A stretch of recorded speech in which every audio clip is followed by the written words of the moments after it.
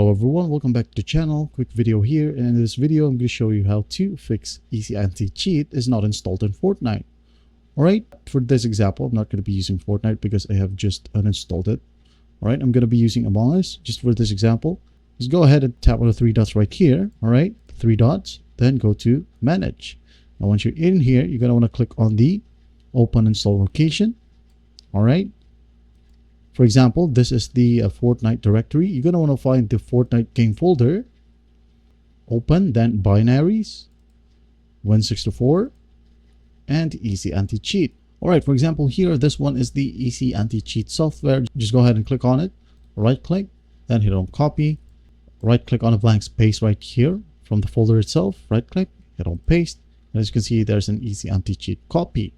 What you're going to do on the copied shortcut is just right click on it, then hit on Properties. Here on the shortcut tab, go to the target section right here and go to the end of the text. All right, once you're in here in the end of the text, just go ahead and hit on space, then type in repair.